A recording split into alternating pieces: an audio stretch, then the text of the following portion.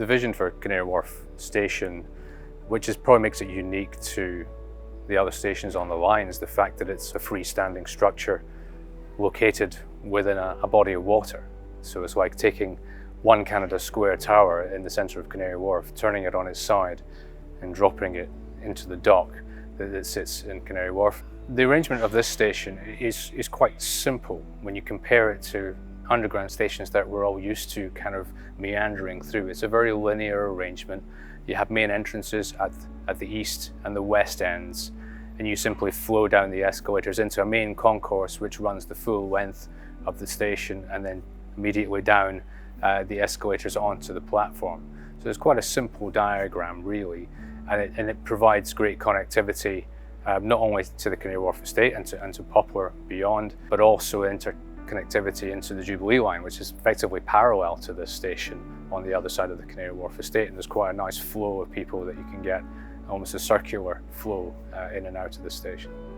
So the shape of the building is driven by functionality really. It's long, thin, rectangular building to satisfy the need for the long platforms coming in either side. But the functional element of it is very important, and that expresses itself at ground level. So at each end of the station you have huge requirements for ventilation to ventilate the tunnels and the station itself. And the design and how that's been integrated into the design is such that it almost looks like a cruise liner or a Sunseeker yacht perhaps in appearance, and very nicely composed and put together by Fosters and Partners.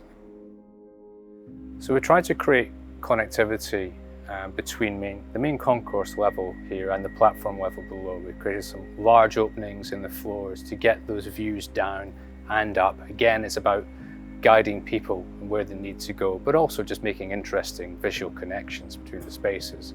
You see similar things with the lift shafts coming up through those voids and creating that connectivity.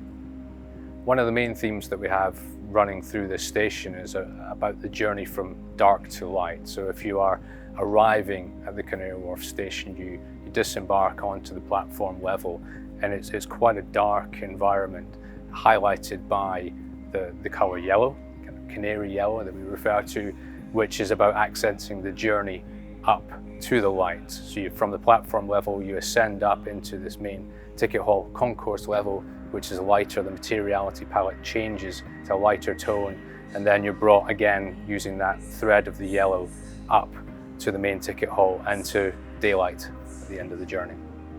Well, the main engineering challenge associated with this station is the fact that you're putting it into a dock, and so forming the bathtub effectively within the dock environment.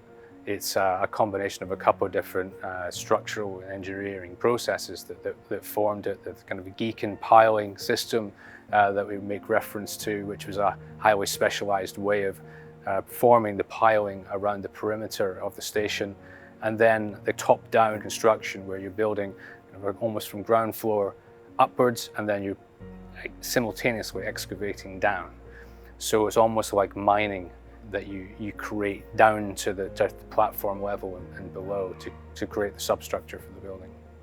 The selection of materials that we have on this station, we have natural stone on the floor, so a granite with a dark and a light granite, and we wanted that as a kind of quality of material that we have that links into the kind of materiality that we have elsewhere on the Canary Wharf estate. We have the use of terracotta, which is one of the materials that was being discussed as consistent across the line. We have vitreous enamel, which is a very kind of quintessentially used on the underground. It's a very robust material for cabinet doors, etc.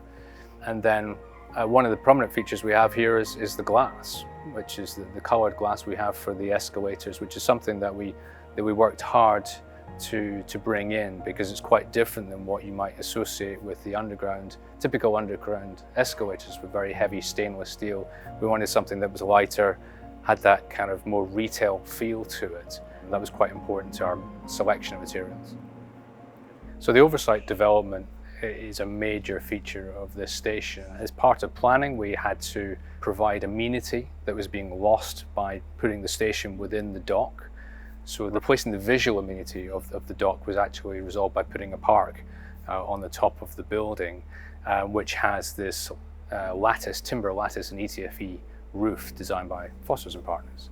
And below the park level, we have 3 levels of retail, one of which links directly from this concourse level straight in, where you can have more kind of grab-and-go type retail.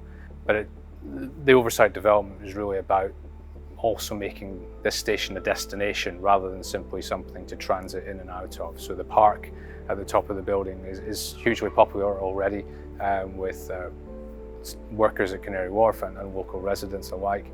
And then we have the retail, which brings life to the building at all hours of the day. So one of the main features of the public realm on this Canary Wharf station is the sunken garden that's located between the station and the Canary Wharf estate. It's there to replace some of the flood reservoir that was lost by locating the station within the dock. So if there ever is a flood event, it cascades water into that sunken garden and makes up for any of the water that was displaced by locating the station here. Another feature in the public realm is the link bridge taking you to the upper level of the entrance into the station and connects you into the main level at Canary Wharf.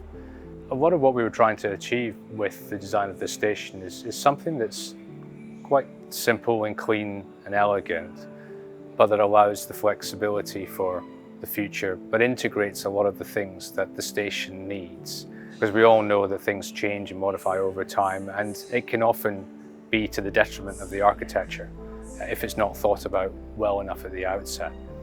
And one of the things that we did in looking at the materiality of the walls on this concourse is come up with a design for the terracotta panels that is a material that is used across the line. It has a kind of a soft appearance.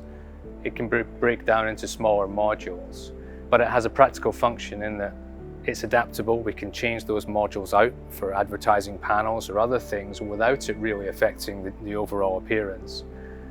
We introduced these kind of stainless steel strips between the panels, in part to protect the edges of the panels, but it also provides a visual accent. Because it's such a large space, a blank wall could just disappear and be very bland. And what that does is provide accents and makes sure that the pattern that we've created in the module, which is about, again, reducing the scale of the space down to something more human, is accented and given prominence. So the most exciting thing is really to just see people using the space, interacting with it, getting to take friends and family on station, seeing what everybody thinks really, and getting the feedback. Because you work on these things for many years, and even for us, it's kind of reflecting on, okay, do we still like what we did? We're pleased with it, and standing here today, I think I'm very proud of it.